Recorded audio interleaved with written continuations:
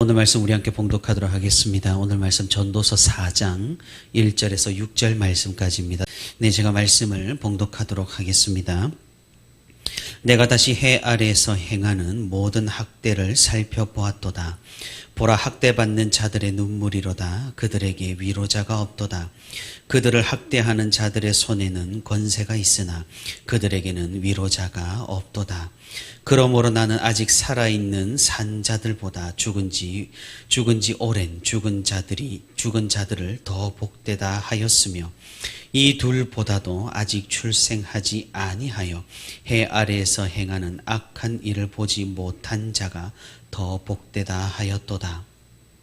내가 또 본즉 사람이 모든 수고와 모든 재주로 말미암아 이웃에게 시기를 받으니 이것도 헛되어 바람을 잡는 것이로다. 우매자는 팔짱을 끼고 있으면서 자기 몸만 축내는도다. 두 손에 가득하고 수고하며 바람을 잡는 것보다 한 손에만 가득하고 평온함이 더 나으리라. 아멘. 네, 오늘도 이렇게 새벽의 시간에 하나님과 동행하기 위해 새벽 기도의 자리에 나온 우리 모든 성도 여러분 진심으로 환영하고 또 축복합니다.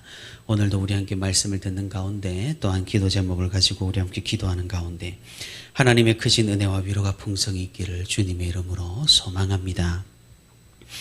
우리에게 계속해서 인생의 헛됨을 알려주고 있는 전도자는 오늘 본문에서 이 세상의 법칙대로 살아가는 것 또한 헛된 것을 쫓는 것임을 우리에게 알려줍니다. 학대와 경쟁으로 얼룩진 이 세상에서 사람들은 조금 더 높이 오르기 위해, 조금 더 많이 가지기 위해 끊임없이 경쟁하며 서로를 학대하고 또 스스로를 학대하며 살아갑니다. 손에 쥘 것이 없을 때 공허함을 느끼고 결핍을 경험하여서 그렇게 성공하려고 애를 씁니다. 하지만 손에 쥘 수 있는 그것을 쥐어봐야 찾아오는 것은 결국 또 다른 공허함이고 또 다른 결핍이라는 것이죠. 그래서 결국 채워질 수 없는 것이란 사실을 사람들은 깨닫게 되는 겁니다. 전도자는 이런 세상을 우리에게 적나라하게 고발합니다. 서로를 학대하며 경쟁에 노출되어서 아무런 의미 없이 살아가는 안타까운 인생들에게 불공정과 부조리가 그리고 불의가 가득한 이 세상에서 우리가 잡으려고 발버둥치는 그 모든 수고가 결국에는 헛되다라는 것을 말씀을 통해 보여주는 겁니다. 우리 인생에 고통을 주는 한 가지 요인이 있다면 그것은 세상의 불의함입니다. 세상은 어느 정도의 차이는 있겠지만 오늘 본문 1절에서 말하듯 주로 권력을 가진 자들이 힘없는 사람들을 학대하고 착취하는 그런 방향으로 나아갑니다. 권력이나 힘 앞에서 불의는 정당화되고 공평과 정의는 무력하게 되어버립니다. 가장 공의로워야 할 재판장, 정부, 국회, 그리고 기업 등 너나 할 것 없이 모두 권력을 쥔 사람들의 눈치를 살핍니다. 약자들은 아무리 억울하게 재산을 빼앗기고 노동력을 착취당하고 학대를 당해도 돈이 없으니까 정당한 재판을 받을 수조차 없습니다. 국제적으로 인권이 상당히 신장되고 개선되기는 했지만 여전히 소수인종들, 여성들, 노인들, 아이들, 장애인들에 대한 차별과 학대는 여전히 심각한 그런 상황입니다. 학대당하는 자들의 고통을 더욱 악화시키는 것은 말씀에서 말씀하듯 그들을 위로할 자가 세상에 없다는 사실입니다. 약자들의 눈물을 닦아주고 그들의 편에 서서 권력자들로부터 그들을 지켜주려고 하는 사람들을 찾아보기가 힘들다라는 사실이죠. 학대당하는 것도 고통스러운데 그 고통을 헤아려주고 그런 고통에서 건져줄 사람마저 없는 삶이라면 2절에서처럼 차라리 죽는 것이 더 나을지도 모릅니다. 더 나아가 평생 학대만 당하다가 죽을 그런 인생이라면 오늘 본문 3절에서와 같이 차라리 태어나지 않는 편이 더 나을지도 모른다는 그런 말씀입니다. 이런 부조리한 세상의 모습은 하나님께서 기뻐하시는 모습이 아닙니다. 하나님은 학대받는 자들의 눈물을 닦아주시고 학대하는 자들로부터 그 학대당하는 사람들을 건져내시길 원하십니다. 그래서 하나님께서는 일찍이 이집트의 억압과 학대 가운데서 신음하고 있던 이스라엘을 구원해 내신 것이죠. 예수님께서도 이 땅에 오셔서 무엇을 하셨습니까? 누구와 어울리셨습니까? 권력자들입니까? 지도자들입니까? 그렇지 않습니다. 억압하고 고통당하는 자들을 위로하고 그들의 눈물을 닦아주셨으며 그들과 함께 했던 것입니다. 이뿐만 아니라 권력자들이 약자들을 학대하는 이 세상의 악한 구조를 근본적으로 바꾸시기 위해서 이 땅에 왕으로 오셨음에도 불구하고 백성들을 섬기시고 그들을 위하여 자신의 목숨까지 주시는 그런 일을 감행하셨습니다. 학대와 억압과 착취의 고통 가운데 죽지 못해 살던 사람들에게 예수님께서는 생명과 위로를 주시고 그들의 희망이 되신 것입니다. 지금도 여전히 세상에는 약자들이 학대를 당하고 있습니다. 하지만 왕이신 예수 그리스도의 섬김을 받아 이미 생명과 위로를 얻은 우리 그리스도인들이 있기에 이 세상에는 희망이 있는 겁니다.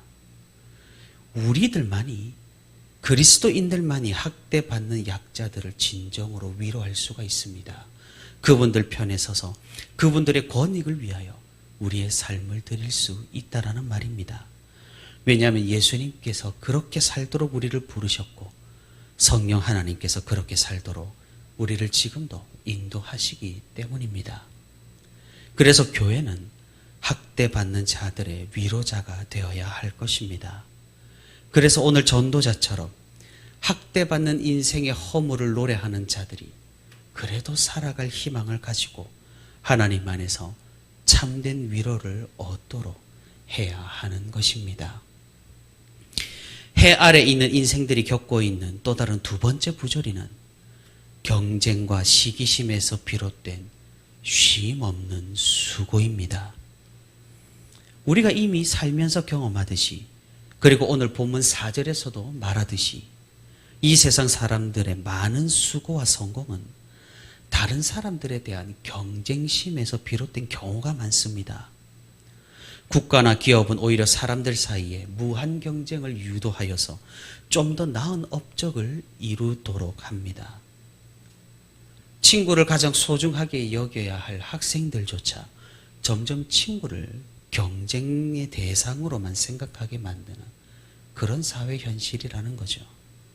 대학생들은 좁은 취업의 문을 뚫기 위해서, 직장인들은 승진의 기회를 잡기 위해서, 기업들은 서로 고객들을 유치하기 위해서 끊임없이 경쟁을 합니다. 그러니 경쟁은 이미 우리 사회에서 자연스러운 것이 되었고 경쟁에서 실패하게 되면 도태되는 것이 마땅하다고 당연시 여기는 그런 사회가 되었습니다. 이 경쟁 가운데서 비인격화가 진행이 되고 폭력이 자행되며 서로에 대한 악이 끊임없이 생성됩니다. 서로를 학대하는 것은 물론 스스로를 학대하는 그런 경우도 나타납니다. 서로를 깎아내리고 서로 정보를 숨기고 남을 짓밟고 올라서려고 하는 그런 경우가 허다하다라는 사실이죠. 5절에서 전도자는 말합니다. 이런 과도한 경쟁과 수고는 일하기 싫어서 자신의 살을 파먹는 게으름만큼이나 어리석은 것이라고 말입니다. 이런 수고는 우리 스스로를 쉬지 못하게 합니다. 두 손 가득 쥐었음에도 나보다 더 많이 가진 사람에 대한 시기심 때문에 결국 또 쉬지 못하고 일을 해야만 하는 것이죠. 이것은 자신을 노예처럼 부리는 또 다른 형태의 학대라고 할 수 있겠습니다. 그리고 이 모든 것들은 참으로 바람을 잡는 것과 같은 헛된 수고입니다. 우리나라에서는 유달리 이 부분에서 많이 약한 모습을 보이는 것 같습니다. 급변하는 시대 가운데 획일화와 전체주의의 잔재들이 남아있게 되어서 편균이라는 것에 과도하게 집착하는 것이 바로 그것입니다. 남들 눈에 보이는 것에 집착하는 허례허식이 바로 이것입니다. 사촌이 땅을 사면 배가 아프고 이웃이 잘되고 성공하면 드러눕습니다. 자신의 수준이 미치지 못해도 좋은 것으로 치장해야 하며 정신적인 것이나 형이상학적 가치보다는 보여지는 것, 물질적인 외형에 더욱 치중하는 그런 물질주의적 관행이 우리 사회에 이미 일반입니다. 그러니 만족이 없습니다. 언제나 불만족하고 불평하고 불안합니다. 무한 경쟁에 휩싸였기 때문에 그러한 것입니다. 그러니 국가가 모든 것을 해결해 주리라는 그런 생떼도 여기저기서 난리도 아닙니다. 책임은 없고 권리만 주장하고 의무는 저버리고 이익만 챙기려고 하는 무리가 사회를 좀먹고 있습니다. 참으로 안타까운 현실이 아닐 수 없다라는 거죠. 이런 시대의 흐름 가운데 우리 그리스도인은 그럼 어떻게 살아야 하는 것일까요? 전도자의 대답은 의외로 간단합니다. 간단하지만 어렵습니다. 왜 그렇습니까? 그 대답이 지금 시대를 역행하는 것이기에 그러합니다. 전도자는 두 손 가득 움켜진 다른 사람을 바라보더라도 자신이 일하고 수고하여 얻은 한 손에 가득한 소득에 만족하여 평안하게 사는 것이 바로 진정 행복한 삶이라고 말하고 있는 것이죠. 하나님께서 허락하신 것들을 누리며 남들이나 다른 사람들에게 눈을 돌리며 비교하고 판단하는 것이 아니라, 한탄하는 것이 아니라 나 자신에게 집중하며 하나님을 바라보는 것이 전도자가 말하고 있는 그런 만족이 있고 행복이 따르는 삶이라는 겁니다. 사랑하는 성도 여러분, 우리는 삶에서 어쩌면 학대를 받을 수도 있고 어쩌면 누군가를 학대할 수도 있습니다. 자신의 힘과 권력과 권위로 누군가를 압제하고 강압으로 그 사람을 짓누른다면 그것이 바로 학대입니다. 이런 학대와 폭력은 멀리 있지 않습니다. 우리 주위에 흔하게 존재합니다. 부모와 자녀 간에, 남편과 아내 간에, 형제와 자매 간에, 선배와 후배 간에, 상급자와 부하 직원 간에 힘과 권위가 차이가 있는 곳에는 언제나 폭력과 학대가 있기 마련입니다. 혹시 우리가 그런 학대자이지는 않을까요? 약한 자들을 더 귀하게 여기고 그들의 입장에서 그들을 위로하고 섬기는 그런 위로자가 될 수 있기를 바랍니다. 우리가 그렇게 할 때 이 세상은 더 살만한 곳으로 변하게 될 것이니까 말입니다. 그럼 혹자는 이렇게 말할지도 모르겠습니다. 이런 것이 바로 세상의 법칙이라고 말입니다. 학대와 경쟁에서 뒤처지지 않기 위해 훈련받지 않으면 도태된다고 말입니다. 그래서 교회가 온실이 되어 성도들이 온실 속의 화초가 되어서는 곤란하다라고 말입니다. 다시 말해 자연이 그러하듯 사회가 그러하듯 약육강식의 법칙, 약자는 먹히고 강자는 먹는, 그리고 적자 생존의 법칙, 부적응자는 도태되는 것이 당연하고 적응자는 살아남는, 그러니 우리 인간도 예외가 아니라고 말합니다. 하지만 우리가 생각해 봐야 할 것은 이런 세상의 모습이 진정 하나님께서 창조하신 세상의 본래 모습이냐는 겁니다. 하나님께서는 피조물들 간의 경쟁과 학대와 폭력이 있도록 이 세상을 창조하셨을까요? 세상의 법칙을 아무런 비판 없이 생각 없이 흘러가는 대로 사는 것보다 어리석고 허무한 삶이 없다고 오늘 전도자는 말하고 있습니다. 경쟁하고 치열하게 짓밟고 올라가다 보면 결국 모든 것이 허무하고 결국 공중에 흩어지는 권력을 잡는 느낌을 지울 수가 없다라는 것입니다. 그 인생은 또다시 허무한 공허에서 낙심하게 될 것이니까 말입니다. 이 사실을 깨닫지 못하는 사람들은 다른 사람에 대한 시샘이나 질투 또는 경쟁의식 때문에 쉬지도 못하고 오늘 5절의 말씀처럼 자신 스스로를 노예처럼 부리고 있는 셈입니다. 사랑하는 성도 여러분, 경쟁심이 아니라 하나님의 선한 사역을 이루기 위해서 열심히 하는 우리가 될 수 있기를 바랍니다. 사람들을 섬기고 사랑하기 위해서 나의 수고와 노력과 재능을 사용할 수 있는 그런 우리가 될 수 있기를 바랍니다. 이렇게 이기성을 극복하고 이타성을 회복할 때 우리는 스스로를 회복하게 되고 우리의 관계도 회복되게 될 것입니다. 그렇게 할 때 나와 이웃 모두가 하나님 앞에서 행복해질 것입니다. 오늘도 하나님의 선한 창조를 신뢰하면서 이 죄악된 세상이 이기적인 법칙이 아니라 하늘나라의 이타적인 법칙을 따르며 하나님 안에서 우리의 삶이 회복되어 평안과 안정과 행복을 느끼며 살아가는 저와 우리 부천시민교회 모든 성도가 되기를 주님의 이름으로 소망합니다.